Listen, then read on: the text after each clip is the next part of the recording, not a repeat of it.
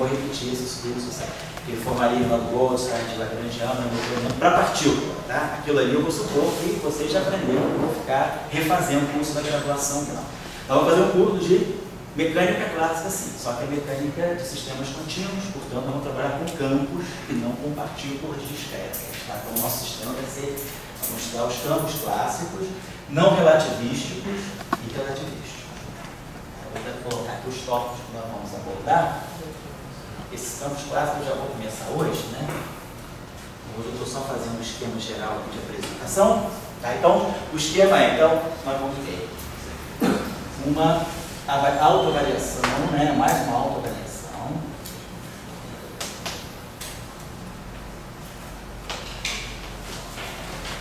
Em grupo.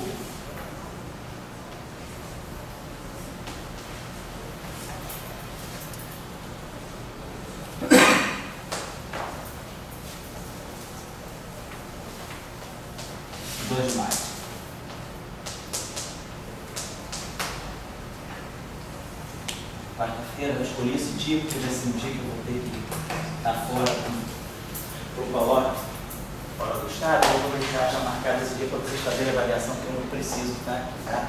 De 2 de manhã, quarta-feira. Depois, a entrega do trabalhinho de final de curso.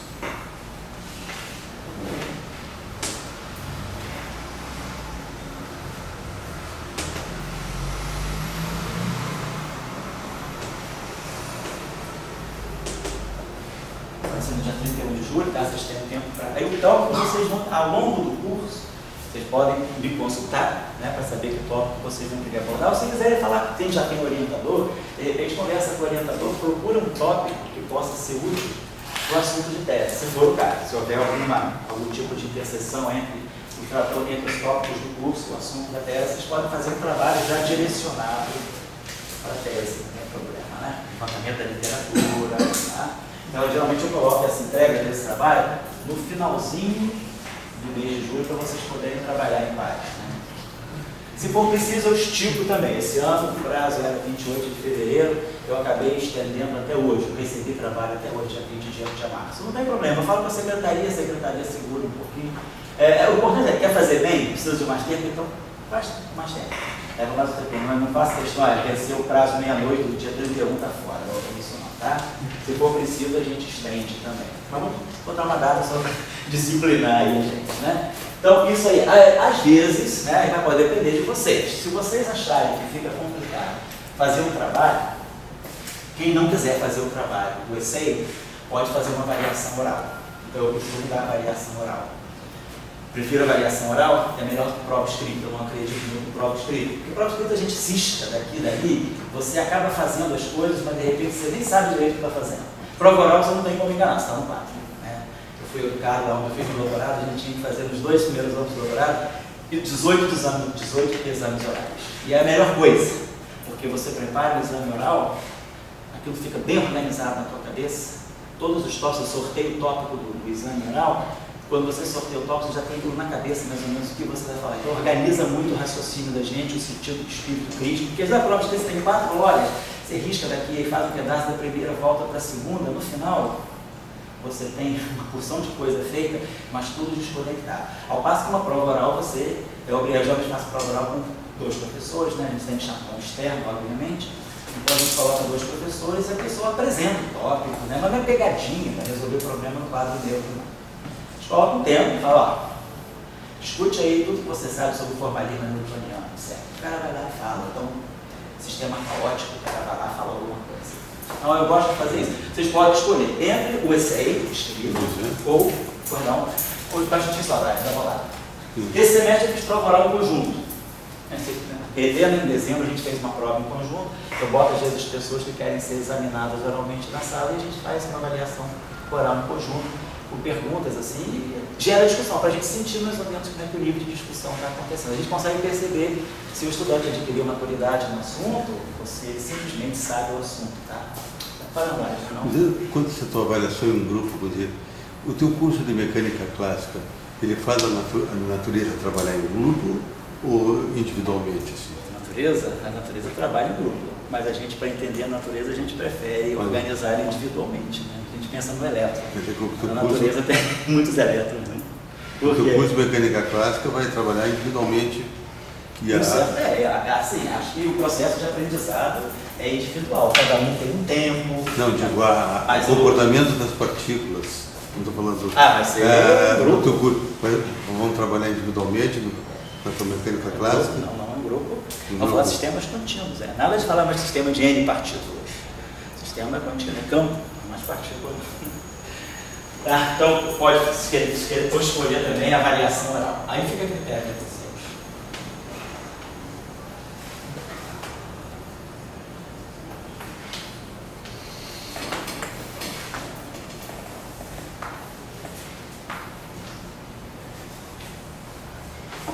Bom, então isso aí, mais ou menos, é a agenda geral. As nossas aulas vão ser às quartas-feiras, tá? Eu dou 4 às 8, mas eu dou intervalo também. Geralmente a gente faz assim, gosta de fazer 1h30 de aula. Aí a gente dá 15 aulas, chamada aula russa, né? A gente vai fazendo intervalos progressivos. Você pode fazer 1h30 de aula, dá um intervalo de 15 minutos, ou de 4 às 5h30, 15 para as 6, 4h30, 5h30, 15 para as 6 a gente vai. Aí 15 para as 6 eu retomo, vou até 15 para as 7, dou até um intervalo de 15 para as 7 até 7, até 7, 5. O segundo intervalo pode ser um pouquinho maior e depois a gente fecha até as 8.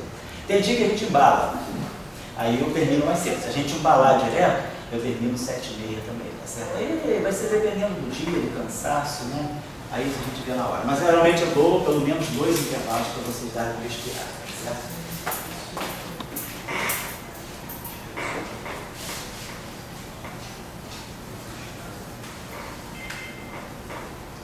A lista está pronta aí?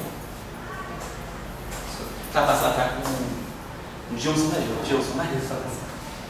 E aí eu vou fazendo apresentações para todo mundo se apresentar. Bom, meu nome é José Legal, tá? Vou deixar meu e-mail aqui. Alguém precisar entrar em contato, mas se juntar, a gente vai estar em contato. Geralmente todo domingo chega um e-mail para você, tá? Lembrando que o CPTF existe.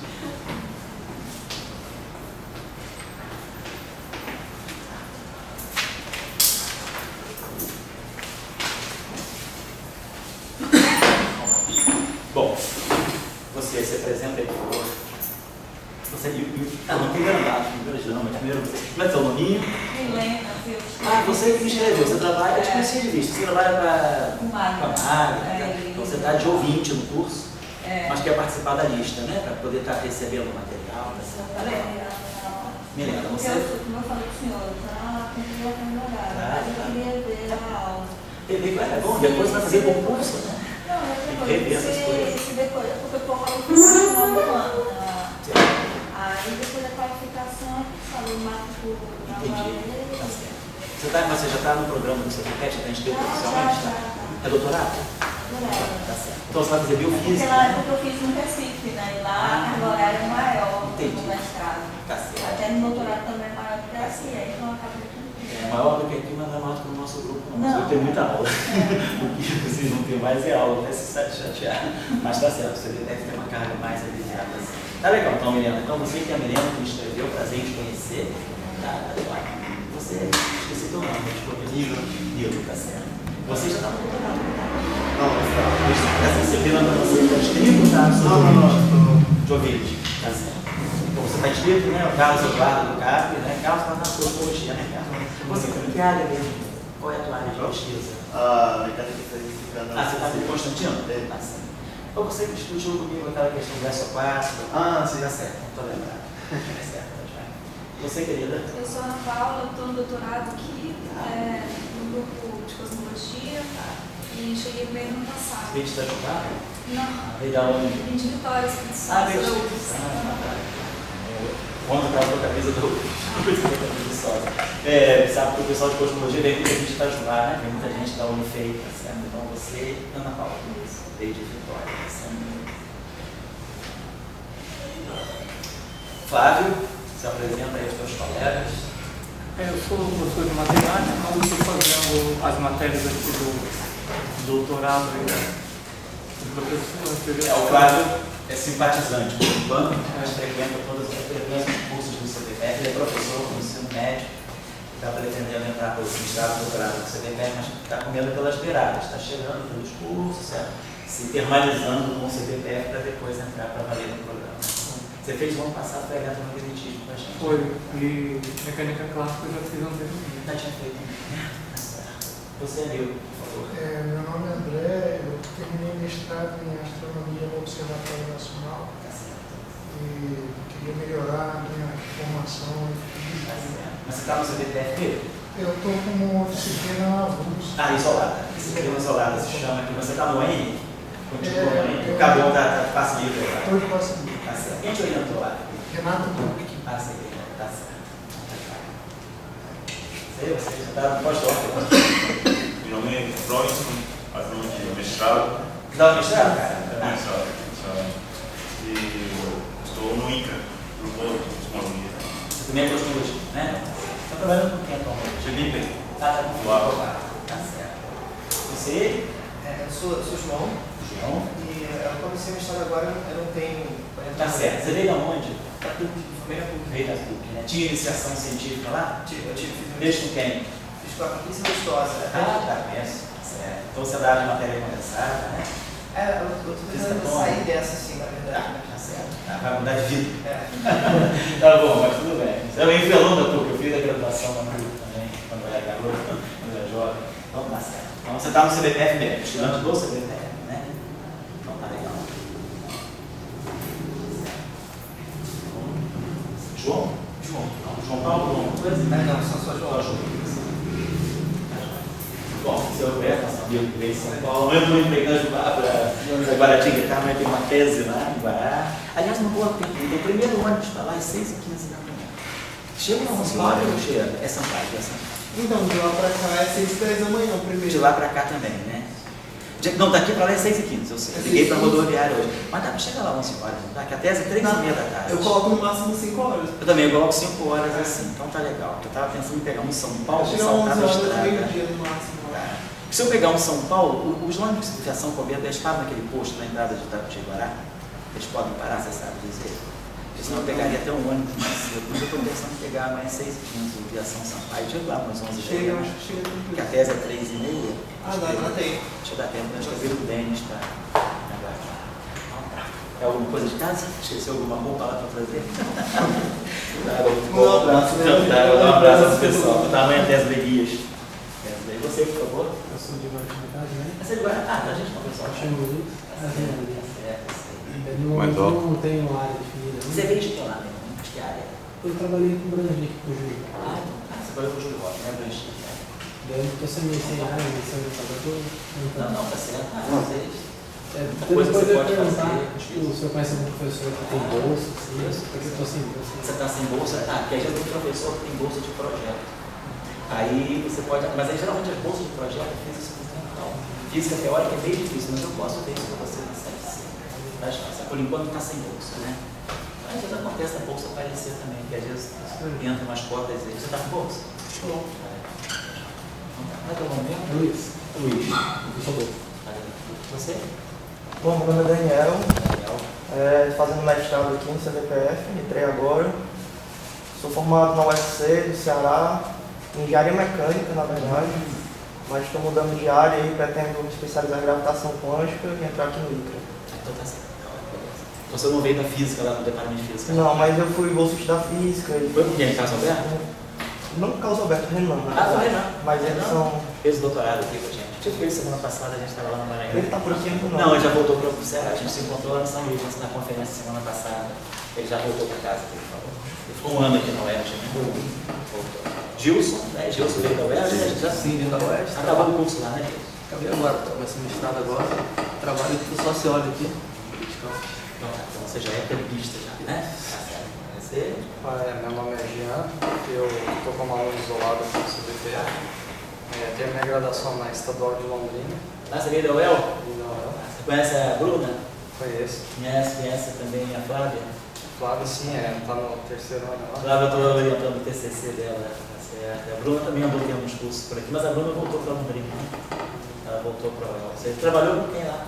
Eu cheguei a trabalhar com o Paulo Nath no departamento de matemática.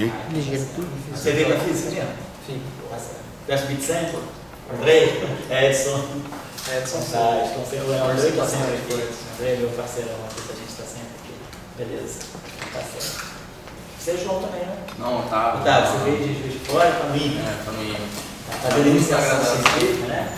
Tô com o Edgar. Tá, acreditado. Ele me falou, você assistiu o Tô curso. falando ouvinte. Então tá certo. Pra me divertir aqui. Tá legal. Tá certo. Bom, Felipe Gaúcho aí, Felipe, se apresenta aí pro pessoal.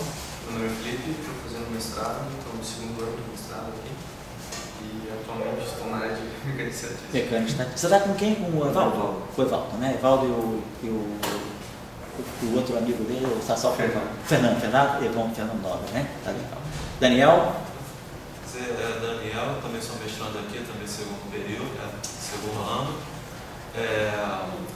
Estou fazendo física de altas energias com o Tião. Com o Sebastião, tá certo. Alguns de vocês devem estar fazendo eletromagnetismo com o Sebastião também, né? Tá legal, tá certo. Então, beleza. Então, eu entendi todos os meios aqui, Helena, CPTF, Livro DM, Eduardo Ricardo, Ana, Thiago Reis, André.elvas, tá certo? Robson Costa, João R. Medeiros. O João, é underline ou é tracinho? Underline. Eu sempre me confundo. Obrigado. Underline. É João R. Medeiros, né? Isso. João R. Medeiros, Yahoo.com.br. Daniel, tá certo. Pontes, Vladimir, Felipe, tá lá.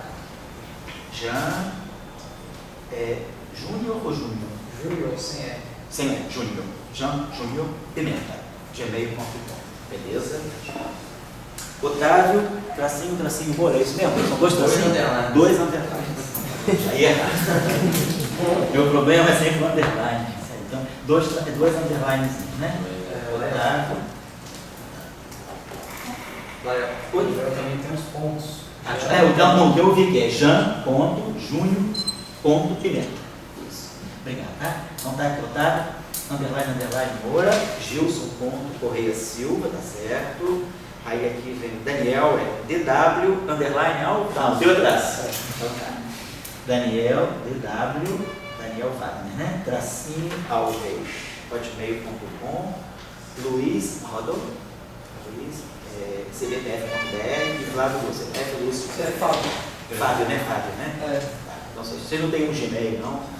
Eu tenho, então, eu coloquei o do CPF, mas eu mais usar o Yahoo. Então, o botão de fora também. O botão de fora pode. Porque às vezes se o CBPF der pau, pelo menos o agora funciona. O CBPF é bom, em geral é bom. Não tem muito problema não, mas. Underline, tá? Underline. Tá certo. Você tem outro e-mail? Tem um e-mail fora? Tá, bota.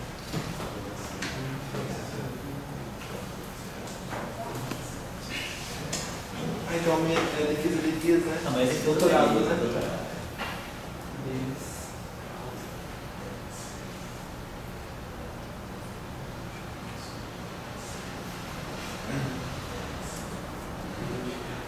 Alô? A pessoa faz ali. Underline. Fica muito traço que eu gosto. Underline, né? Na hora de bater, underline mesmo. E você é luiz.1.dia.6, gmail.com. Para evangélico. Dia seja. Beleza, bem poético aí. Beleza, gente, então tá tudo certo. A gente vai ver, eu passo aí para todo mundo, que agora eu vou juntar com as turmas de sexta-feira. Aí domingo eu já mando um e-mail com os dados mais importantes do curso. Beleza.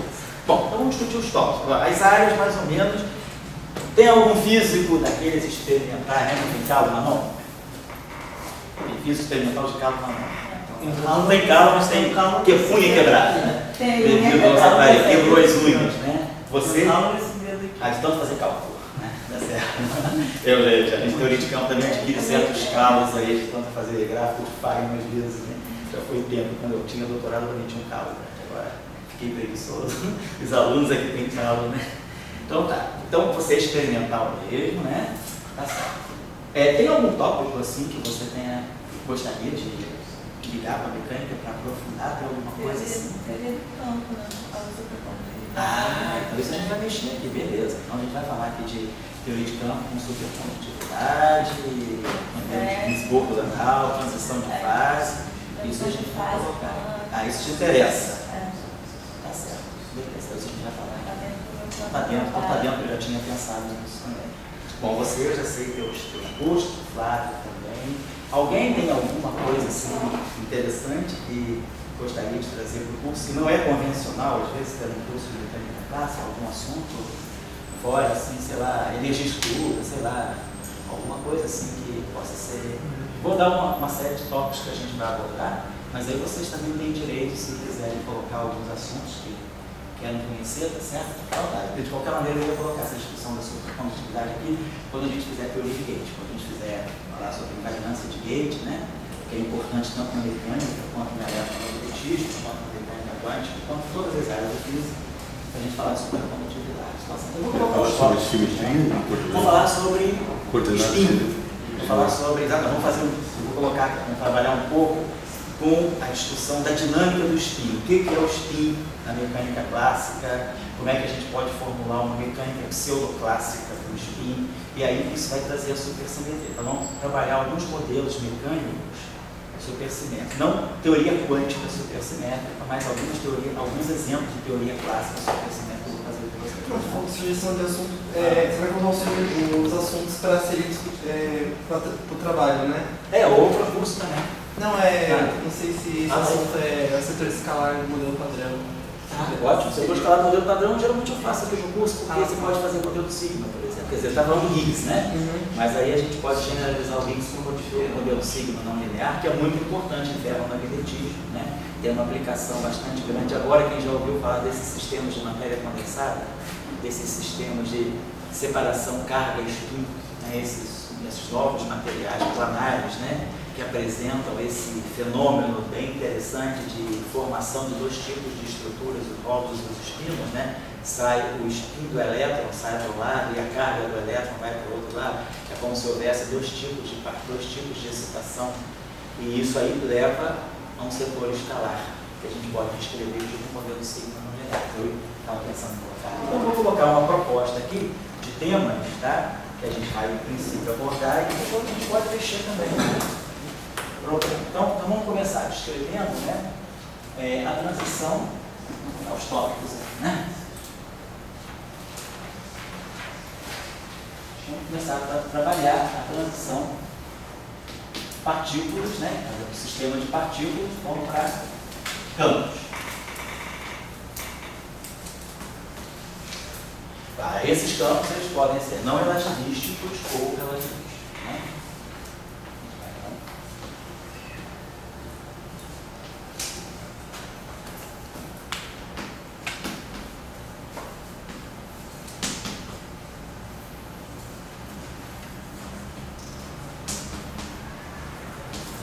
Campos que sejam não relativísticos para começar e depois campos também relativísticos. Vou falar aqui de sistemas, alguns sistemas interessantes, pode ser.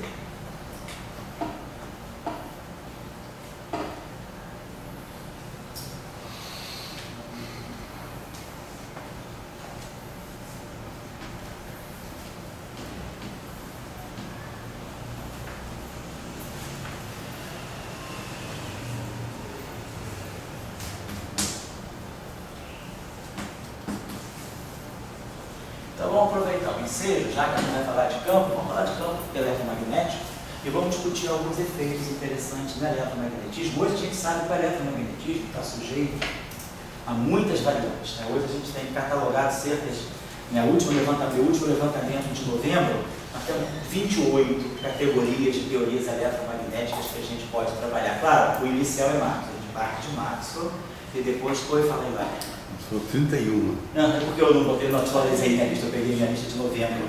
Na verdade, eu descobri até mais uns. Na conferência de semana passada de violação da simetria de Lorentz, eu descobri mais duas categorias interessantes, mas vamos dizer, entre o que o Dória falou, entre 28 e 31 teorias eletromagnéticas distintas. E uma das coisas mais interessantes que estão surgindo no eletromagnetismo é a possibilidade de... Então, acho que é bom botar o nome do site do professor Global. Eu vou colocar daqui a pouco, Dória, eu vou pegar os dois sites aí, professor Global e vídeo aula, vou colocar assim. O campo eletromagnético e os possíveis efeitos não lineares. Então a gente pode ter efeitos não lineares interessantes estão ligados, por exemplo, à existência de objetos que os cosmólogos, os astrofísicos conhecem, mas que a gente não precisa fazer uma experiência celestial para poder chegar a esses objetos, que são os termos axiônicos. Então a gente tem que efeitos não lineares devido a axiones. Então, esse experimento aqui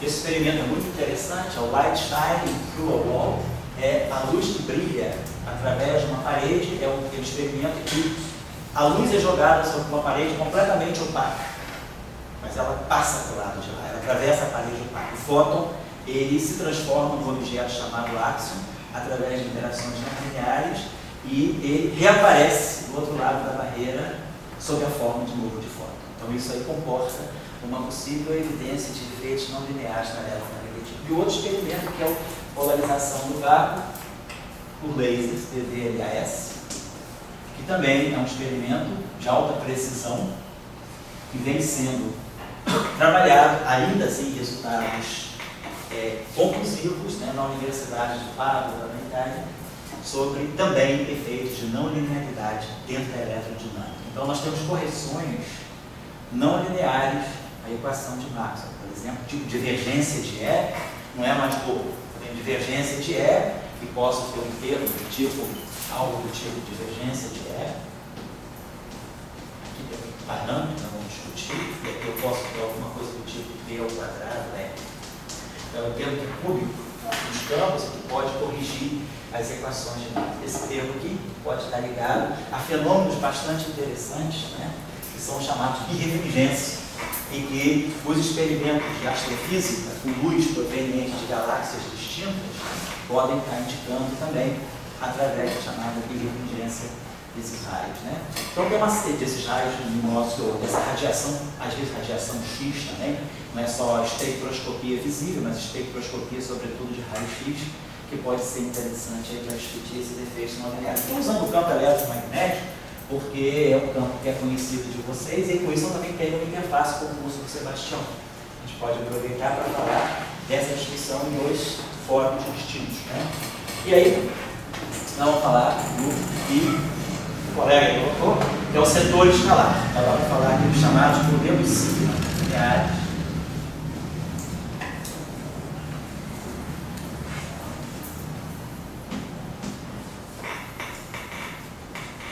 Esses modelos sigma não lineares são também bastante importantes em muitas, no próprio modelo padrão, na própria teoria eletrofrágil. Quando a gente estuda, né, no LHC, esse setor de bósons vetoriais massivos, né, W+, W- e zero, bósons vetoriais massivos, eles têm uma polarização, quer dizer, eles sabem que uma partícula de spin 1, ela tem 3 estados de polarização, mais 1, 0 e menos 1. O estado de polarização 0, eles, no modelo padrão, eles formam uma estrutura chamada modelo sigma não linear, que é muito aplicada também no ferromagnetismo. Aliás, quem começou a trazer essa discussão dos modelos sigma para o ferromagnetismo foi o próprio Heisenberg, né? E Heisenberg estava muito desiludido com a teoria de campos na época do Dirac. Ele achava que Dirac era quase que um impostor. Então Heisenberg tinha uma mágoa muito grande de achar que Dirac estava degenerando a física com a teoria que ele escreveu, né, com a famosa equação do Dirac e o modelo de mares, né, de partículas, né, o modelo de mar de energia negativa, a previsão de antipartícula. Então Heisenberg e Pauli, eles eram ferrenhos agressores do Dirac nesse sentido. Aí o Heisenberg escreveu para o Bohr dizendo que ele estava se retirando dessa área de física de partículas e campos, porque ele achava o episódio da equação de Dirac o episódio mais triste da física naquela época. E que com isso ele então preferia passar os dias dele estudando magnetismo. Daí ele quebrou uma simetria ali, né? Aqui o nosso curso a gente vai trabalhar com esquema de simetria também. Então, esse modelo assim, simetria pode, não pode quebrar a cabeça. Simetria ainda podemos quebrar, né? E aí dizer um pouquinho mais, o que o Heisenberg criticava assim? O Heisenberg criticava que ele achava impossível você dar interpretação física para partículas livres com energia cinética negativa, que era o problema das soluções que o Dirac interpretava como positron. O Heisenberg era radicalmente achando que a física não chegava a tal ponto. E aí ele resolveu se retirar, né, e nesse retiro dele, ele resolveu se dedicar ao magnetismo. E aí saíram os modelos ciclo da novidade. Mas você poderia dizer que o Dirac foi o primeiro a se usar na prática a simetria em física, assim? Eu estou querendo falar do seguinte nível. Desde que a gente via com Einstein, Einstein vinha usando a invariância da luz. Então, da invariância da luz se tirava as cores, com esse dogma, o experimental. E de repente apareceu simetria, que não começa com Y, antes de Dirac. Mas botar a mão na massa, de agora tem uma nova partícula, tem uma nova... Pois é, nesse sentido, vamos dizer assim, a simetria, né, vamos dizer, a gente está falando de 1928. O período, é claro, a gente já se falava de simetria rotacional, o próprio Einstein, né, a simetria dos referenciais experienciais. Na verdade, a relatividade restrita, ela é a expressão de uma grande simetria, que é a invariância da luz frente à mudança de referenciais iniciais. É um princípio de simetria, mas é um princípio de simetria, vamos colocar, dentro de uma visão mais, me perdoe os einsteinianos, uma visão mais conformista, no sentido de que você quer adaptar um princípio de simetria a um fenômeno que você já está observando. O Dirac foi mais radical.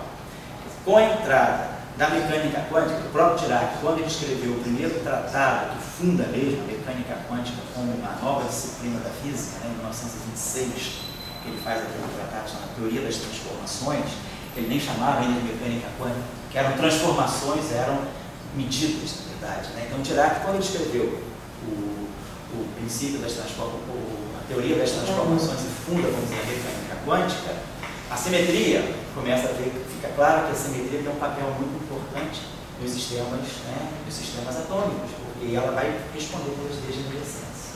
Então, por exemplo, o fato da gente ter a tabela periódica, o modelo atômico de Bohr, né, 1s2, 2s2, 2p6, 3s2, 3p6, 3d10, aquela tabelinha, aquelas degenerescências, né, 2n mais 1, né, 2n ao quadrado, aquele grau de degenerescência é a expressão de uma simetria que está presente no átomo de hidrogênio. O átomo de hidrogênio tem uma simetria SO4, duas simetrias SO2 dentro do átomo de hidrogênio, que responde por essa. Isso tudo, vamos colocar, eram simetrias mais classificatórias. Dirac, eu acho que nesse sentido ele dá um passo bem forte, porque ele estipula uma equação que liga, ele une duas áreas da física que até então não eram unidas, a relatividade e a mecânica quântica. Então Dirac fala, o elétron é relativístico, mas o elétron também está sujeito, pode estar sujeito aos princípios quânticos. Então ele pega um elétron que seja relativístico e quântico e escreve uma nova equação, que é a chamada equação de Dirac, que a gente chama, né, na gíria de mecânica quântica relativista. Dentro da equação de Dirac, Dirac, percebe a simetria. E essa simetria, que é a simetria de conjugação de carga, é que é a simetria, vamos dizer assim, impactante nesse sentido. É uma simetria, princípio matemático, que ele observa, que é respeitado dentro da sua equação, e que leva a uma previsão completamente radical em física, que é a previsão de antimatéria. Até então, nem se falava. Então, Dirac, na equação de Dirac, quando ele percebe a simetria de conjugação de carga e interpreta as soluções malditas por Heisenberg e por Paulo de energia negativa como sendo novas partículas, ele fala, existe na natureza um espelho das partículas, que são as suas antipartículas. Elas têm a mesma massa. Na época, Dirac não estava claro ainda. Nesse ponto, a gente tem que dar a mão ao palmatório e dizer que Paulo teve um papel importante, porque Paulo fez alguns comentários. Dirac, na época, ele achava que, nós estamos falando de 1928, 1931, só tinha poucas partículas conhecidas. Se conhecia o elétron, 1897, o próton, 1919, e o fóton, de 1925, com a experiência de Compton. Não se tinha outra partícula. Então Dirac achava que talvez a antipartícula do elétron fosse o próton. O próton poderia ser o antielétron, como ele tem a massa mais robusta, 2.000 vezes maior, ele achava que pudesse ser um antielétron num estado excitado. E Pauli, nesse sentido, deu algumas indicações de que a partícula e a antipartícula devessem ter a mesma massa. E Dirac, então, revê essa questão E ele realmente estipula, não. O princípio de conjugação de carga estabelece que elétrons e antielétrons, que são os pósitrons, têm que ter a mesma massa. Próton e antipróton têm que ter a mesma massa. Então, Dirac já desvincula o próton de ser a antipartícula do elétron. Então, ele fala, não, tem um pósitron e tem um antipróton. Ele chega a essa conclusão, baseada em simetria. Então, esse talvez seja um momento em que a simetria tenha tido um impacto maior, porque foi realmente o primeiro impacto, a primeira previsão de uma partícula baseada em abstração puramente matemática. Não tinha nenhuma física. A conservação da carga elétrica poderia também ser dita para Dirac, assim, quer dizer, o Marx, quando está botou a corrente de deslocamento, DLT. Mandaram uma coisa meio nuvem eletrônica, né? E daí quando o Dirac, se poderia dizer que ele teve na conservação da carga e na configuração da carga em ambos. Não, ele, vamos dizer assim, para ele a conservação da carga estava implícita em todos os instantes da formulação dele. Vamos dizer assim, o grande breakthrough que ele fez não foi assim, colocar um termo novo como o Maxwell fez com a corrente de deslocamento, porque não foi isso. Você já quebrou a segunda simetria dos estudos. Vamos trabalhar muito, vai ter muito trabalho para fazer esse semestre. Já entendi qual é a tua, quebrar simetrias, né? Vou te dar um grupo bem difícil. SU 24.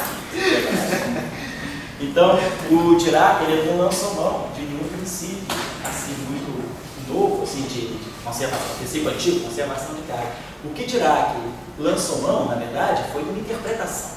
A simetria estava lá. Eu acho que o grande assim, papel do Dirac foi a coragem, né, dele chegar e dizer, não, energia cinética negativa faz sentido. Uma partícula livre com energia negativa faz sentido. Eu vou interpretar isso, são soluções da minha equação, que eu posso, por decreto, jogar fora. Mas não, eu só quero descrever os elétrons, então só vão servir soluções com energia positiva. Elétron livre, energia é 2 igual a P2C2 mais M2C4, acabou-se. Mas ele fala, não, eu vou dar um sentido a um elétron que tem energia menos raiz quadrada de P2C2 mais M2C4. Eu vou interpretar isso como uma nova categoria de partículas. E ele foi à frente com isso. Estabeleceu, já se sabia o princípio da exclusão de Pauli. Pauli tinha estabelecido o princípio da exclusão em 1928. Dirac se apodera disso em 1930. E aí ele usa o princípio da exclusão para dizer, não, todos os estados de energia negativa estão preenchidos. Então, por isso que a gente não vê. Eu preciso excitar, tirar um elétron de energia negativa e jogar ele no mundo. Quando eu jogo ele no mundo, o pósitron aparece. Essa foi a interpretação do Dirac. Então, eu colocaria, Dória, que o papel, quer dizer, ele usou a simetria dentro de outro patamar, dentro de um patamar mais de interpretação de resultado físico. Ele usa a simetria, que está na equação dele, ele não impõe essa simetria, ele descobre essa simetria subliminar na equação, e aí ele interpreta essa simetria como podendo existir, podendo significar a previsão de novas entidades físicas. Aí ele prevê o antielétron e prevê o antipróton. O antielétron, que é o pósitron, aparece no ano seguinte, 1932. O próton só aparece 25 anos depois, em 1956. Mas isso aí já consagrou o trabalho de Dirac, quer dizer, foi a primeira pessoa que previu a existência da antimatéria a partir de uma simetria. Porque a simetria, ela tem um pouco isso, esse caráter classificatório. Na mecânica quântica, em 1928, o livro do Weiss, né, sobre a teoria de grupos da mecânica quântica, quando Weiss escreve esse livro, ele já escreve para poder justificar as degenerescências dos espectros quânticos. O átomo de hidrogênio bidimensional tem uma simetria SO2, o átomo de hidrogênio tridimensional SO3, o oscilador harmônico isotrópico bidimensional, oscilador isotrópico tridimensional, o átomo de hidrogênio, nêutrons em campos magnéticos. Então, tem uma série de simetrias que elas estão embutidas em sistemas físicos, mas dentro de um aspecto mais classificatório. Dirac, ele faz uma coisa diferente, ele usa a simetria para prever novas partículas. E daí a moda pegou. Hoje todo mundo que estava atento ao LHC sabe que uma das grandes buscas do LHC são as partículas supersimétricas, que podem ser, por exemplo, energia, matéria escura, parte da matéria escura. Quem prevê todas essas novas partículas é uma nova simetria, que é a supersimetria. Então, a partir dessa moda lançada por Dirac, em 1931, começou a se ter essa postura em física, usar simetrias para fazer previsões de novas partículas. Aí A gente sempre fala, hoje em dia a gente fala muito de simetria, assim, a palavra Pode é simetria de gauge, né? Você bota a mão na massa, de prever partículas, usando simetria de gauge, mas são diferentes formas. Você diria que foi o Dirac que começou a fazer a simetria de gauge, ou ele ficou só na... O Dirac é das simetrias discretas, como a polarização de carga, assim, digamos, que para a gente, historicamente, até teu curso de sexta-feira, você com o Young Mills começa, já anos 54, né? Agora, naquela época, que o Weil, aquela turma usava, né, a simetria de gauge, mas também não botava a mão na massa, né? Vamos dizer, era uma simetria, vamos colocar assim, uma simetria mais auxiliar. Era uma simetria assim, para encurtar, para você resolver questões. Era uma simetria, vamos dizer, de natureza mais técnica. Eu acho que o Dirac deu a simetria um status mais físico. A simetria é algo que prevê, você consegue entender sobre os sistemas físicos sem conhecer a dinâmica dele, muitas vezes, mas conhecendo as simetrias. O trabalho de Dirac de 39, que vale a pena todo estudante de física ler, e todo estudante de matemática também, que é On the Relation Between Mathematics and Physics. Esse trabalho dele, publicado em 39 no Proceedings da Royal Society de Cambridge, é um trabalho lindo nesse sentido. Ele mostra que a matemática não deixa de ser um instrumento físico também. Um instrumento que faz o físico perceber aspectos da natureza onde ele não tem aparelhos para perceber. Então, você fala de 1938, 1939 não tinha acelerador, mas você já queria conhecer se a questão que o Dirac se colocou para escrever a equação. O Dirac, quando ele escreveu em 31, fez um famoso trabalho, 3 em 1, o famoso Proceedings of the Royal Society de Londres, que ele prevê o positron, que ele prevê o monopolo magnético, que ele quantiza a carga elétrica. Nesse trabalho 3 em 1, a questão não era nada disso, ele não queria saber nem de monopolo magnético, nem de positron, nem de quantização da carga. O que ele queria saber se o elétron é elementar ou composto. A pergunta que ele se colocava era, será que o elétron é uma partícula fundamental? Porque ele já desconfiava que o próton não fosse, porque ele achava que a massa do próton era excessivamente grande. Então ele fala, se o próton é composto, ele tinha na cabeça um pouco que o próton pudesse ser a antipartícula do elétron, ele fala, se o próton é composto, não pode ser que o elétron também seja. Então ele partiu para essa investigação, saber se o elétron era elementar ou não. Então, quer dizer, a questão primordial que ele estava se colocando era a elementaridade do elétron. Agora vocês imaginam, nós estamos em 1938, 1932, né? Depois a gente vai, esse trabalho do Dirac de 38, 39, publica em 39, mas é de 38, não se tinha nenhuma ideia de como você pudesse ter energia suficiente ou ter um aparelho que pudesse investigar a estrutura interna do elétron. Até hoje ninguém viu a estrutura interna do elétron. A gente já conhece os quartos dentro do próprio, mas o elétron continua sendo uma partícula elementar. Até quando não sabemos, mas ele ainda é uma partícula elementar.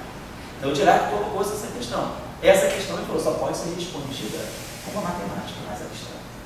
Então, às vezes, o papel da matemática na física é substituir um experimento. É um experimento muito nobre que o homem tem chamado abstração, que é a fruto da inteligência. Né? Então, não adianta você só colocar a mão na massa e quebrar a unha. Tem uma certa hora que é a cabeça, você quebra a cabeça, mas não quebra a unha está sempre linda, né? Nem a minha, toda ruída. Não, mas você rói a unha, quebra a cabeça e não descobre uma nova coisa. Então, um pouco essa é a visão. Esse paper vale a pena vocês lerem. Eu tenho um PDF dele. No e-mailzinho de domingo eu posso mandar para vocês o PDF desse paper. É formativo. Qualquer estudante de física e qualquer estudante de matemática lê esse belo trabalho do Dirac, que é escrito são 12 páginas, sem nenhuma equação. Está lá. Como se eu estivesse lendo um texto de sociologia ou de antropologia das partículas. É um trabalho muito lindo. Tá? Muito bonito. Então vale a pena vocês lerem para valorizar essa relação entre física e matemática. Não é um imperialismo, né? Tem uma hora que uma manda outra, então a física e a matemática elas estão sempre caminhando juntas, né? Uma não é mais importante do que a outra, e nem a matemática é só uma linguagem da física. Eu acho que essa é a grande lição que o Dirac deixa. A matemática não é uma linguagem, não é só uma linguagem. Eu sou um utilitarista da matemática. Eu vejo como objeto que eu utilizo. Não, a matemática faz parte do pensamento da física. Ela pode substituir um experimento. Pode estar substituindo um aparelho. Então, eu não consigo construir. Mas não vai. A minha pergunta volta sobre a questão de quando se começou em física botar a mão na massa ele prevê partículas com simetria de gauge. Certo. Até então, estou escutando que Dirac trabalhou com a simetria discreta, né, que se chama de conjugação de carga. Em 1935, o pessoal já falava de mesons. E esse pessoal já falava de mesons, e ali me parece que já tinha essa questão da simetria de gauge. Falava de mesons, mas já criando, vamos dizer, lagrangianas, com invariância de gauge, com uma simetria de gauge dentro dela. Você acha que, vamos dizer, foi ali que a simetria... Eu estou querendo dizer assim, quando a simetria de gauge certamente não começou com Young Mills em 54. Começou aquele período... Então, ele está querendo aqui rastrear. Eu pergunto se a gente... Não é Dirac que começou.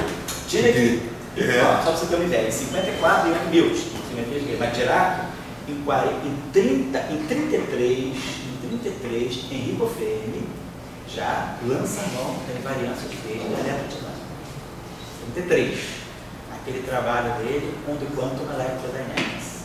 Depois, Dirac, em 42, plena guerra, Dirac escreveu um trabalho sobre a simetria de gauge também na eletromagnetismo. Aí em 52, olha só as datas, 52, ele faz outro trabalho sobre a importância da simetria. Não, em 42 ele faz um trabalho importante sobre a simetria, a invariância relativística para a física de partículas. Em 52, 2 anos antes de Young Mills, ele faz um trabalho fundamental que é sobre o princípio de gauge na eletrodinâmica, tanto clássica quanto quântica. E aí, 52, 54, saiu Young Mills. Mas depois, todo esse pessoal Feynman, Tomonaga, que ganharam o prêmio Nobel, foi de 45 a 50 que eles trabalharam. Isso. A pergunta é a seguinte, qual foi o trabalho que citou, que ali já tinha simetria de gauge, né? Claro. Qual foi o trabalho anterior que excitou, ou teve uma construção, então, anterior que citou? Entende assim? E isso que eu perguntei. Em 1935, a turma de Meson já trabalhava, acho que, com simetria de gauge. O Cauã já tinha feito a previsão dos mesos, né? Mas eles já botavam de simetria de gauge, não.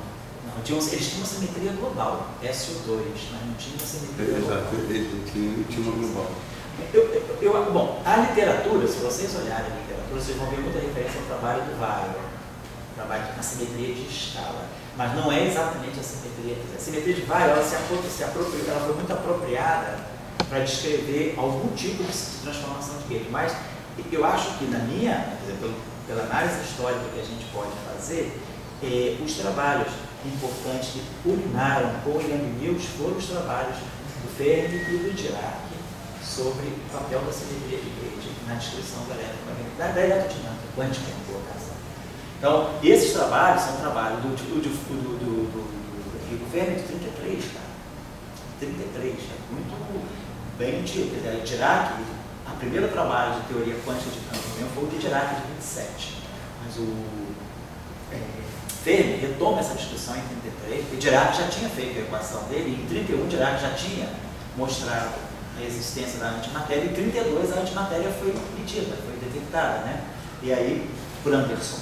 E aí, Enrico Fermi acreditou pesadamente que aquilo era a maneira mais correta de descrever a interação eletromagnética quanticamente. Já que a gente está no teu curso de campos clássicos, a pergunta seria o seguinte, quem foi que escreveu a primeira lagrangiana clássica da QED? Da QED. Clássica, vamos colocar assim, todo mundo começava, quer dizer, as equações de Maxwell são clássicas, né? São as equações em termos de amino.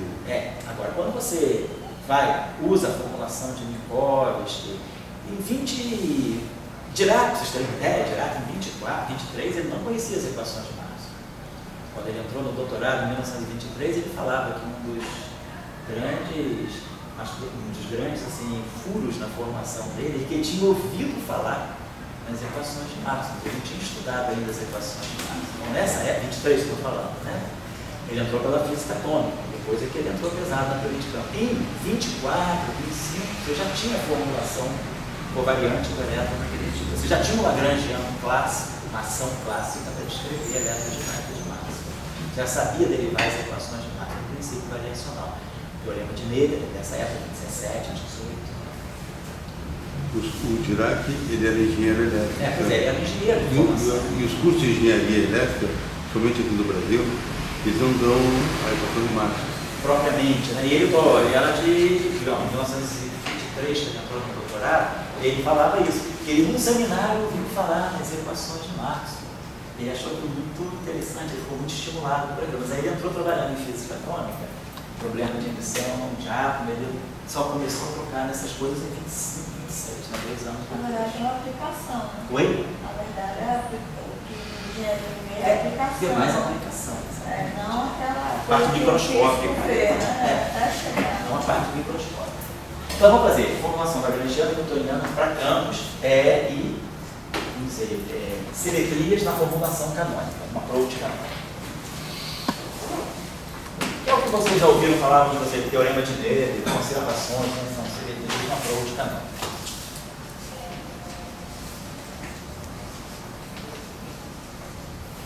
Tem um estudante aqui do grupo, Leonardo, ele vai defender a tese do mestrado dele depois de amanhã, sexta-feira, e ele é muito bom, ele conhece bem sistemas vinculados. Então eu vou pedir para ele sabe isso melhor do que eu. Então eu vou pedir, já que tem uma pessoa que sabe isso melhor do que eu vou pedir para ele dar umas 2 aulas para vocês sobre o formalismo de Dirac, o formalismo hamiltoniano para campos vinculados. Eu vou colocar isso aqui, nós estamos sendo um tópico interessante.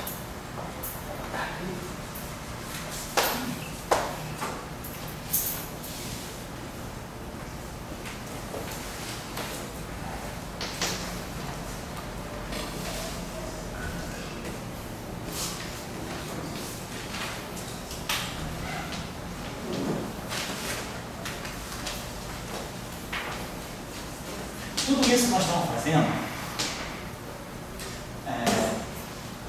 tem o seu análogo na física, na mecânica de partículas dispersas, mas fica muito mais simples. Então eu prefiro fazer isso já com os campos, porque se vocês precisarem trabalhar com sistemas de partículas, a particularização é muito mais simples. Tá? Então eu vou preferir fazer tudo com campo, mas quem quiser ficar no âmbito das partículas, pode também fazer claramente a transcrição para partículas. Estuda vínculo, sistemas de partículas, na mecânica de partículas, né?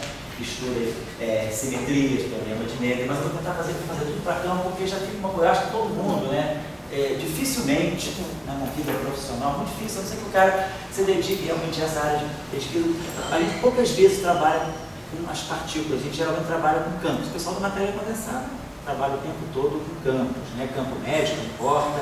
O pessoal da cosmologia, campo escalar o tempo todo, né? Campo, né? O pessoal da teoria de campo, o pessoal da física de partículas, o objeto mais, assim, hoje em dia, né? O objeto mais consumido na nossa área são os campos, né? Sejam clássicos ou não clássicos, né? Relativísticos, ou clássicos ou quânticos, relativísticos ou não relativísticos, de repente é não relativístico e quântico, de repente é relativístico e quântico, de repente é só relativístico, não importa. Nas várias formas possíveis, o que a gente trabalha são os campos. A gente também trabalha com partículas, claro, mas são momentos mais transitórios e é muito mais simples a gente particularizar, no caso de partícula, do que da partícula generalizar para o campo. Da passagem da partícula para o campo, tem alguns aspectos que não são óbvios. Então, por isso que eu vou querer fazer com vocês um curso de mecânica clássica, mas em cima dos campos, quer dizer, um curso de mecânica de campos clássicos, tá? Não mecânica de partículas clássicas. Bom, então, vamos trabalhar também com a questão dos vínculos. Aqui a gente vai estar falando de coisas, tem uma interpretação geométrica. Aqui, por exemplo, a gente vai ver que o que está aqui, na verdade, isso aqui é relatividade geral. Aqui a gente vai construir, dentro dos modelos sigma-lineares, a gente tem um belo laboratório para construir toda a formulação da relatividade geral. A gente vai ter as conexões, os símbolos de Cristóforo, a gente vai ter as derivadas covariantes, a gente vai poder falar de curvatura, tensor de Riemann. Tudo sai de uma teoria bastante simples que pode estar descrevendo, por exemplo, o material ferromagnético. Ou, por exemplo, um problema simplíssimo que é uma partícula que se move em cima de uma esfera. Se eu for estudar a física de uma partícula que só se desloca em cima de uma esfera, a gente ganha todo o fundamental da relatividade geral. A gente ganha toda a questão das conexões, né, a questão da métrica, tensões, curvatura, torção, se for o caso. Né? Então, eu vou aproveitar esses momentos aqui para dar um passinho mais forte. A gente vai dar, eu não vou colocar a relatividade geral, né, a formulação da geometria riemanniana direto no curso, mas ela vai poder, em vários momentos, a gente vai aprender essas coisas ao longo desses tópicos aqui. Então, vimos em formulação newtoniana. Aí, a questão que o nosso colega colocou também, a nossa colega Juliana vai falar sobre isso também aqui. São simetrias de gauge.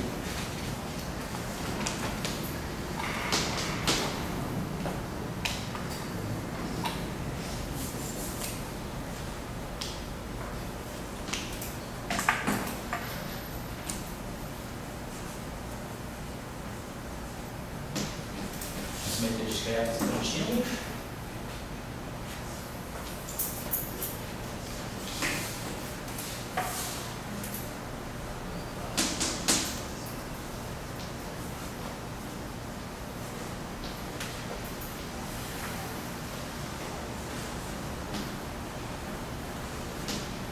E do Google Landau aqui, a gente vai estar falando basicamente da supercondutividade e do mecanismo de Higgs. A gente vai falar disso.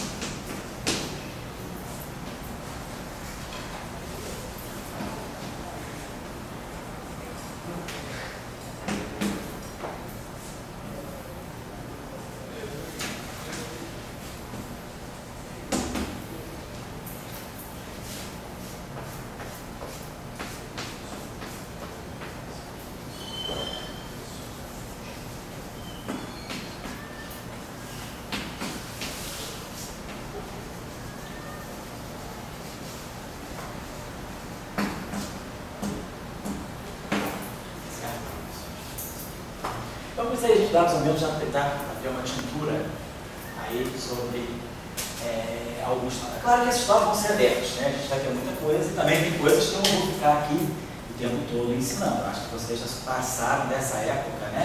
Aquela coisa disciplinar de tudo o professor tem que ensinar. Vocês agora são capazes de aprender. Meu estilo de trabalho é um pouco assim. Duas coisas, né? E alguns tópicos eu gosto que vocês trabalhem por conta própria. Dou referência, dou site, dou material de leitura, as teses. É muito bom a gente aprender certas coisas. Boa tarde, né? Vem para vocês lerem. Dou algumas coisas assim para vocês aprenderem por fora, porque tem muita coisa que às vezes é inútil para mostrar muito cálculo no curso, né? Eu acho que ninguém aqui precisa aprender mais para ser integral. Acho que é até humilhante eu resolver uma integral com vocês. Ficar mudando lá uma integral, dando mudança de variável, integração por partes, todos aqueles truques, todo mundo já cresceu para isso. Tem vergonha de resolver uma integral para vocês. Tem mais vergonha de resolver até do que não resolver. Porque às vezes a gente não consegue resolver uma integral, porque é difícil mesmo. Mas quando a gente resolve uma integral para barbado, que nem para moças e moços que nem vocês, eu acho que é humilhar a pessoa. A integral, todo mundo sabe resolver integral, todo mundo sabe série de Fourier, todo mundo sabe transformada de Fourier, todo mundo sabe transformada de Laplace, todo mundo sabe funções especiais. Quem não sabe, o Maple sabe. E o Maple é o nosso Google, né? Então pega o Maple, pega matemática, pega alguma coisa, ele sabe resolver todas as equações. Eu não vou fazer um curso aqui de malabarismo. Aquelas funções de Bessel complicado, isso, a resposta está aqui, função de Bessel, todos sabem achar a resposta do grau de Einstein. Então isso aí são coisas que a gente já superou, certo? Não é uma coisa que eu chegar aqui na aula de literatura e ensinar gramática para vocês, né? Todo mundo já sabe gramática, todo mundo vai estudar literatura. Então eu acho que todo mundo que está nesse ponto de física já passou por essa etapa assim, mais piano de aprender a resolver integral, expansão em série, derivada, condição de máximo, mínimo, ponto de inflexão. É aquela calma, né? As coisas ali, não vou fazer isso não, isso aí tá bem, todo mundo sabe. Eu faço no pressuposto, todo mundo sabe, tá? Todo mundo tá aqui, sabe. Você não sabe, vai lá rever. Então não vou perder tempo com essas coisas não. Essa semana, José, foi lançado o MEICO 17. Essa semana foi lançado? Alguém comprou o programa aí? Tá, e depois eu preciso ver. Ô, Lô, você vai ficar com o curso? Vou. Você é visitante ou vocês vão? Para assistir. Vai aparecer, você vai ver vídeo, pode ter um e-mail também. Fala aí, cara. O que tem? Mas essa semana foi lançado o MEICO 17 e ele faz não apenas esses cálculos, está falando de função inversa, etc., mas faz cálculos você pegando os campos. Pode ser campo de Dirac, pode ser campo AMI, qualquer campo tem e tira equação movimento, todos os cálculos que você vai fazer com campo. Todos esses que você diga Lagrangiano já está implementado. Você faz com um software. Ué, se puder trazer. Esse é um trabalho feito pelo Edgardo, pode falar do Edgardo, ele está naquilo. Tá, se alguém quiser trazer, se você tiver, depois trazer alguém, quiser trazer alguém mais no trabalho que possa fazer uma instrução, uma demonstração aqui pra gente, fazer uns exercícios direto online, né? Bem complicado, que aí o MEICO resolve fácil. Acho que isso é importante também. Existe um sistema muito bom que se chama web binário. Sei. Então você dá um seminário que entra no computador da pessoa. Sei. Então é marcado um horário e daí a pessoa dá o webinário e você chega dentro do teu computador. Você do teu computador pessoal. Você não precisa entrar nenhuma, não é videoconferência, não é nada disso. Você está em casa. Em casa e o telefone é grátis. Sei. Então você escuta a voz da pessoa por telefone e ela vai dando a aula e vai aparecendo na tela do teu computador, onde você estiver. E daí pode dar um webinar sobre utilizar cálculo tensorial, né?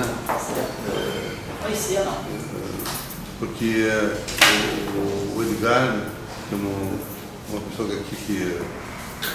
O Edgar é um argentino, ele foi do CBPF, ele é argentino, veio do Brasil, fez o doutorado aqui no Brasil, mas depois ele foi para Canadá fazer o pós-doc e lá ficou. Ele hoje está contratado pelo MEICO Center. Ele é o cara que desenvolve todos esses softwares de teoria de campos dentro do MEICO. Então ele já implementou uma série de novidades muito importantes dentro do MEICO para fazer cálculos em teoria quântica, em teoria clássica e em teoria quântica. É legal dentro do MEICO. Então, o Edgar, ele tem esses recursos todos. Se ele puder, ele poderia fazer um tipo de webinar com o pessoal aqui? Não, ele não tem tempo. Ele tem que ser alguém lá da net, tipo Boston, fazer e dar, etc. Mas as pessoas também têm que ter um certo interesse. Não, claro. O grupo que tiver interesse, vai atrás do PC, pode marcar um dia. Até um dia que eu não dei aula, pode marcar isso aí para quem quiser. Para quem quiser aprender esses recursos. Isso é importante, né? Eu acho que isso é bastante importante. Alguém que saiba realmente física computacional também, porque tem muito, hoje em dia, né? Quem vai fazer fenomenologia de partículas, se não souber fazer isso, não faz nada. Porque lá no CERN, os caras já têm tudo pronto. Os caras já têm todas as simulações de Monte Carlo. Você fala de um evento, o cara, mas não estou brincando não, em 2 minutos o cara já tem os resultados que vão ser o paper. O paper já está escrito, só está esperando o resultado. Sai o resultado, joga ali, em 2 minutos o resultado está pronto. Agora, se a gente for fazer tudo na mão, fazer todos os procedimentos, né? O método cavalheiresco de fazer os cálculos, resolver as integrais, não vai fazer nada. Então tem áreas que, se a gente não souber isso muito bem, modelagem, simulação, a gente não vai poder competir, porque estuda sistemas dinâmicos, né? Tem uma certa hora que o cara precisa fazer cálculo dentro dos príncipes, às vezes fazer simulação em Monte Carlo. Então eu acho que essas novas tecnologias são importantes, sobretudo no momento de um curso como esse, que é um curso assim, mais básico, o cara já começar a treinar num curso como esse, a usar esse ferramental, não quer dizer que o cara vai esquecer de calcular uma integral, né? Vai esquecer expansão em série de Fourier, não importa. Mas o cara simplesmente sabe, ele já viu aquilo uma vez na vida, depois ele bota o meio para trabalhar para ele, ou matemática. Eu acho que a gente tem que adotar um pouco essa postura, para a gente poder fazer coisas mais complicadas, senão a gente fica resolvendo sempre situações que são simétricas, né? E a vida não é nada simétrica, né? É que esse software quebrada, né? Nilo.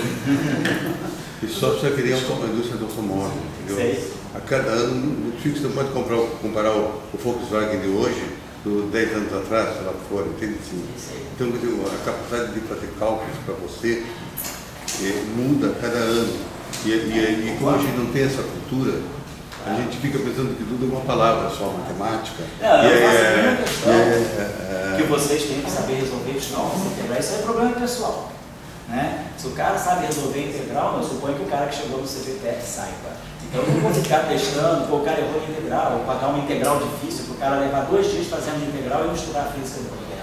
Isso aí é detalhe, né? Integral é a parte de cálculo aí, só se o cara quiser aprender geometria diferencial, tudo bem, a gente tem que dar um curso. Se quiser aprender topologia algébrica, aí a gente tem que ensinar, porque isso não faz parte do domínio público ainda da física, são tópicos mais delicados em física, mas assim, essa parte de cálculo, essa parte de álgebra, tudo isso aí já viu isso, o cara pega o manual, aprende rápido. Agora, a parte mais abstrata, não, topologia, geometria algébrica, teoria de números, isso aí, cara, se for estudar teoria de cordas, aí tem que aprender isso, é diferente. Pois não?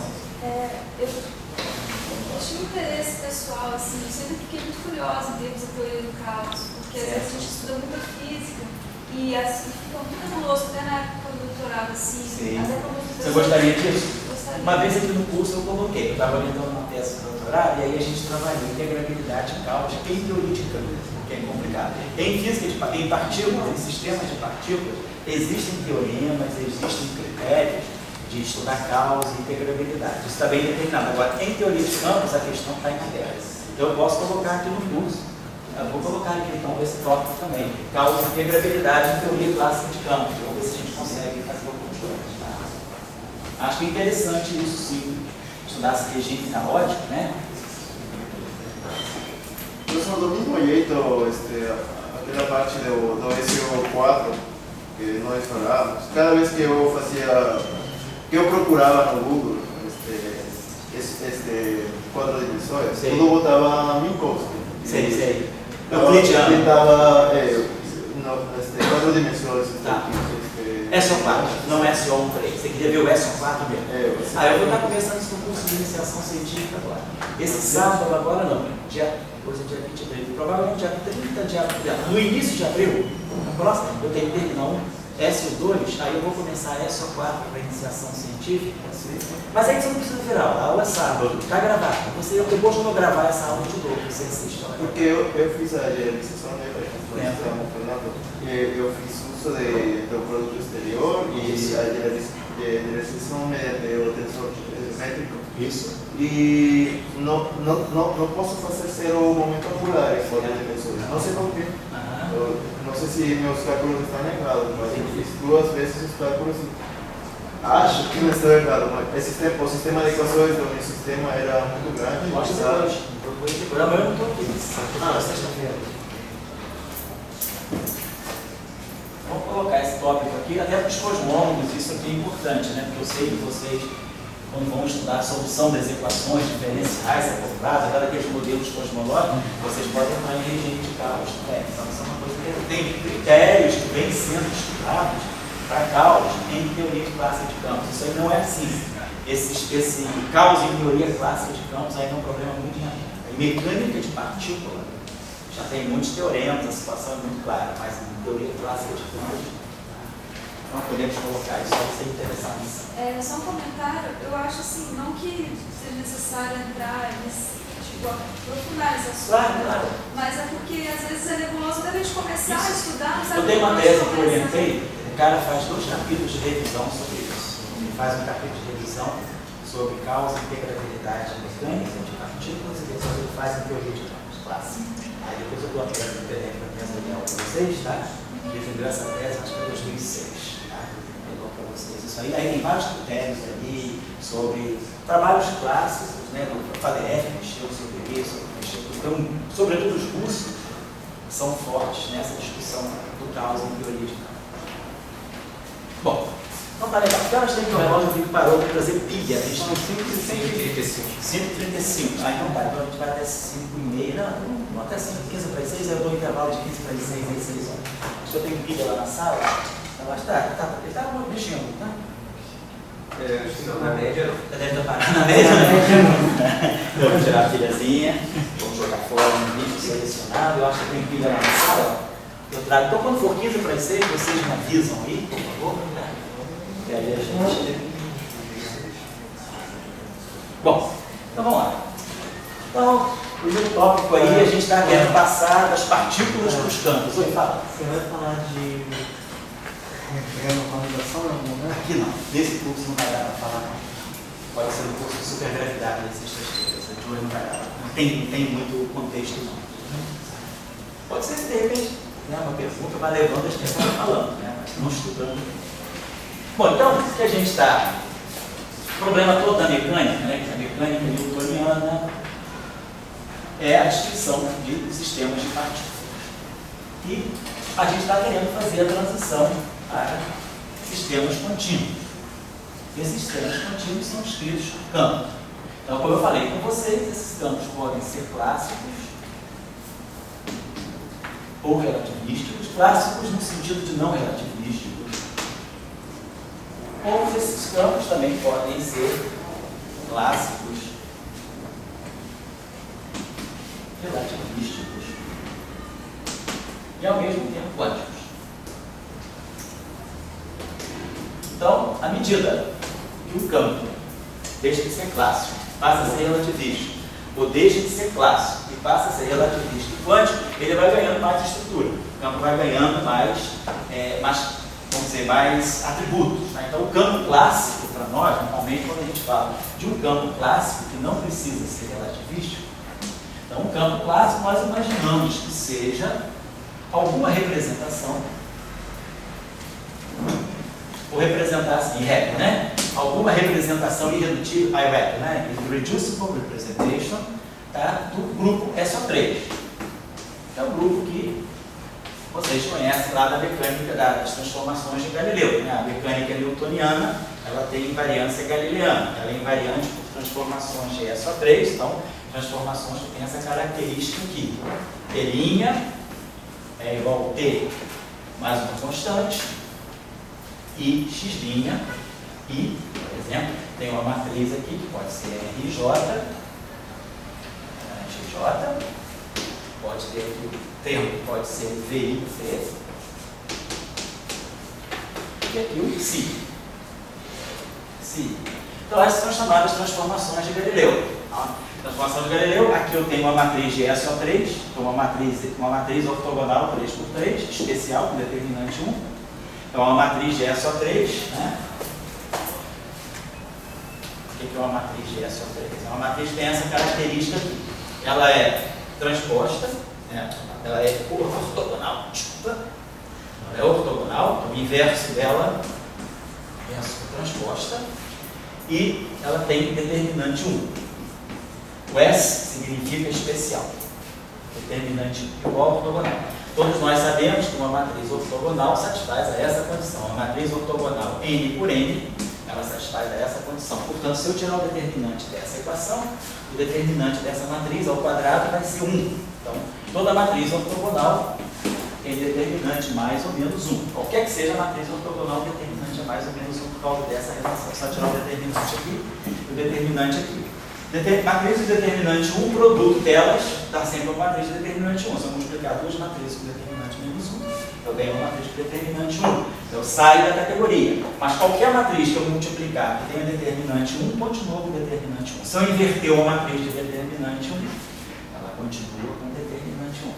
Propriedade. Então, o grupo SO3 é aquilo que a gente fala. É o grupo das transformações ortogonais, 3×3, ortogonais e especiais. Determinante 1. Deixa eu apagar só um instantinho. Então, aqui eu tenho toda a matriz ortogonal 3×3, depende de 3 parâmetros reais. Né? Sai essa relação aqui.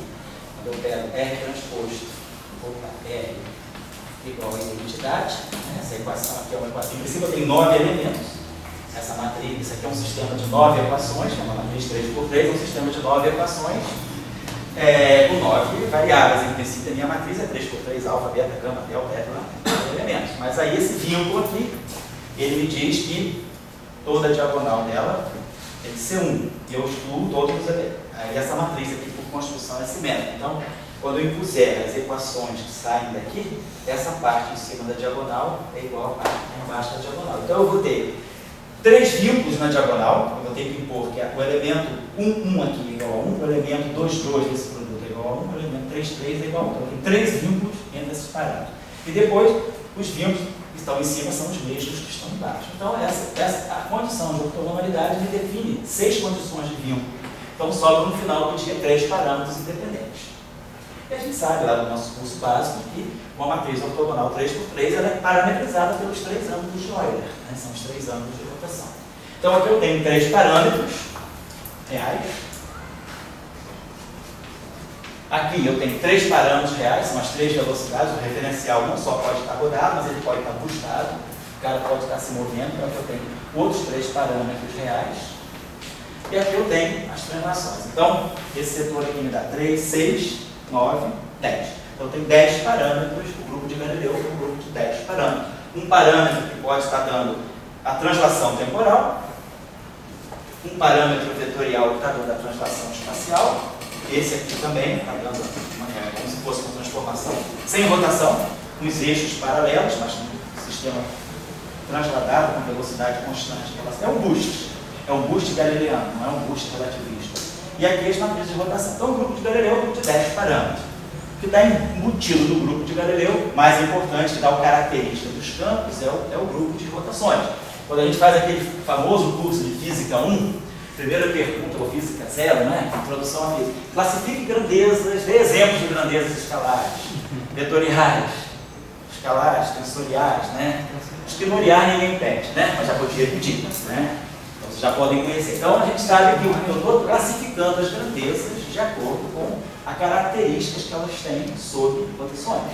Então, a gente sabe que o grupo é SO3, né? Como ele tem determinante 1, toda matriz com determinante 1, ela pode ser escrita como exponencial de uma matriz do traço zero.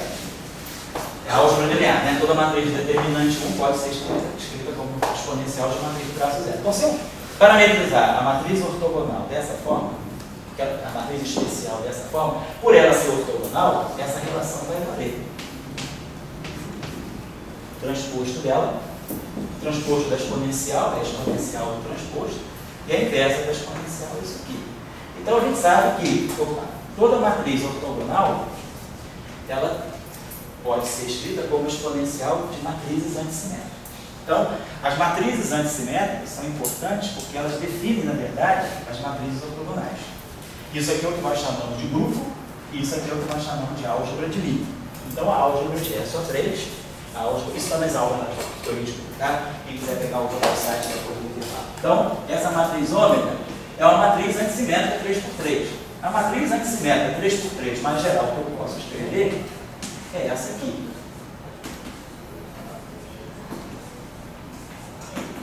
Então, toda matriz ortogonal 3×3 pode ser especial, determinante 1, pode ser escrita como exponencial de uma matriz real e antissimétrica.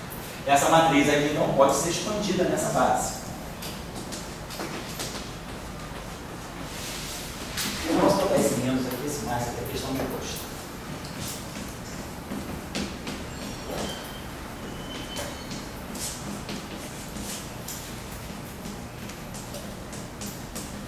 Então, a gente sabe que existem 3 matrizes de base que podem ser usadas como base para a expansão de qualquer matriz antissimétrica 3×3.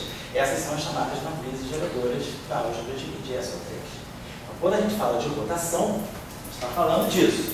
A gente está falando de um objeto, né? Um objeto tem um escalar.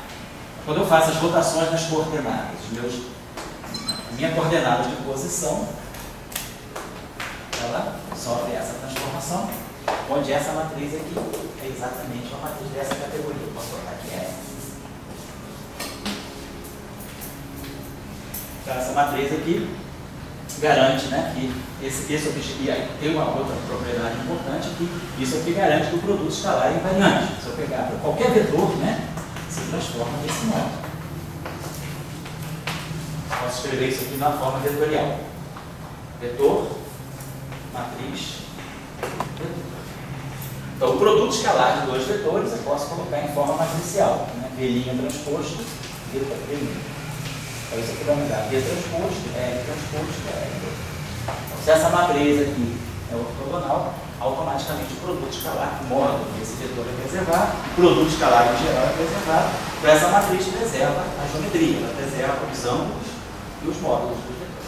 Ângulos dos vetores e os módulos dos vetores. Então, essa transformação aqui, esse grupo aqui, ele é usado como sendo um grupo de base para classificar os nossos campos clássicos. Então, quando a gente está falando o que é uma grandeza escalar, o que é uma grandeza vetorial, o que é uma grandeza tensorial, a gente está falando de uma grandeza que, quando eu faço uma rotação dos eixos coordenados, essa grandeza muda, covariantemente, muda com esse sistema de eixos, né? De acordo com essa matriz aí. Para quem lá se lembra, essa matriz aqui gera transformações no plano XY em torno do eixo Z. Essa matriz aqui faz uma rotação em torno do eixo dos Y, portanto ela acopla o Z com o X. E essa matriz aqui acopla o Y com o Z. Então, ela faz uma rotação em torno do eixo do X, uma rotação no plano YZ. São as três rotações fundamentais. E aí a gente define os ângulos de Euler, né? Em função. Né? Geralmente a gente parametriza uma matriz com ângulo de Euler, né? Como sendo. Foi falar E qual a diferença então entre a teoria de grupo e a monarquia? Quer dizer, os dois estão sempre buscando um absoluto? Um absoluto. Quer dizer, isso, vamos dizer assim, a teoria de grupo, né, ela está buscando ela pressupõe um princípio de invariância, alguma coisa que seja absoluta, alguma coisa que não mude quando eu faço algum tipo de transformação. Então, assim, a teoria de grupo ela pressupõe que eu tenho alguma transformação que vai deixar invariante alguma grandeza. Nesse caso, o absoluto é o produto escalar. Na verdade, o absoluto é a métrica. Deixa a métrica invariante. A gente não muda nem os ângulos, nem os módulos. Então, está deixando a métrica invariante. Nesse sentido, vou dizer, a teoria de grupo é meio monárquica, porque ela impõe um absoluto, só que ela, ao mesmo tempo, é muito democrática, porque ela divide a estrutura de multiplates. Então, dentro dos multiplates, você tem uma plena equivalência. Você pode passar de um objeto, ninguém é distinto de ninguém, você pode passar de um objeto para outro por uma transformação do grupo. Ao mesmo tempo, mesmo que a simetria seja quebrada, você sabe regular as diferenças. Então, você também harmoniza as diferenças. Mesmo que haja diferenças, elas são coordenadas pelo próprio grupo. Então, nesse sentido, a teoria de grupo ela é um esquema, vamos dizer assim, bem democrático dentro das grandezas físicas. Ela estabelece a estrutura. O mais importante é a estrutura do multiplate. Você passa de um objeto para outro e todos são igualmente aceitáveis. É uma questão de ponto de vista, é uma questão de convenção. O que é próton para você, o que é nêutron para mim? Dentro do mundo da física nuclear, com simetria S ou 2, não tem carga elétrica. Próton e nêutron, do ponto de vista da interação nuclear, não tem campo eletromagnético. Então só tem interação nuclear. Então próton é uma coisa que nêutron. Agora, o que é próton, o que é nêutron, é uma questão de convenção. Eles dois, a seção de choque, próton-próton, nêutron-nêutron, próton-nêutron é a mesma. Então, o que é próton, o que é nêutron, o mundo nuclear não consegue distinguir. Aí você faz uma convenção, que é justamente a ideia do multiplate. Você pode privilegiar o cara e, a partir dele, gerar todos os nós. Esse é o conceito de representação. A partir de um objeto, você gera todo mundo. Então, vamos lá. Então, ângulo de Euler, né? Então, eu faço uma rotação em torno do eixo dos eixos, de um ângulo gama, ou de um ângulo alfa, uma rotação em torno do ângulo do eixo do X de um ângulo beta, e de novo uma rotação de um ângulo Z, de um ângulo em torno do eixo do Z de um ângulo Z. Então, a gente parametriza a matriz de ângulo de Euler dessa forma, mas na verdade é um produto de três matrizes dessa categoria aqui. Essa matriz aqui é exponencial dessa, uma rotação em torno do eixo dos eixos. Essa matriz aqui faz uma rotação em torno do eixo do X, então ela acopla Y com Z. Então, é a exponencial dessa matriz, o gama, e essa matriz aqui faz uma rotação em torno do eixo dos Z de novo, então ela acopla X com Y, então é a exponencial dessa matriz.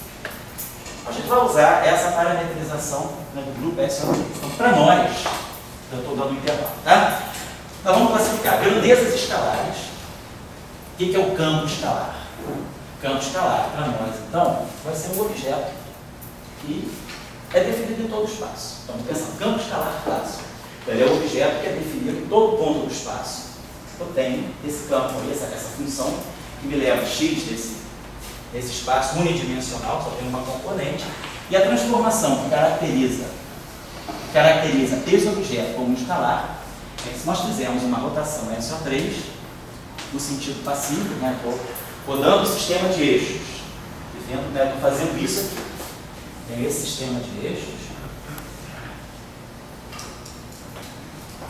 E vou fazer essa rotação no sistema de coordenadas. Estou fazendo uma rotação no sentido trigonométrico de um ângulo alto. Isso aqui é o que nós chamamos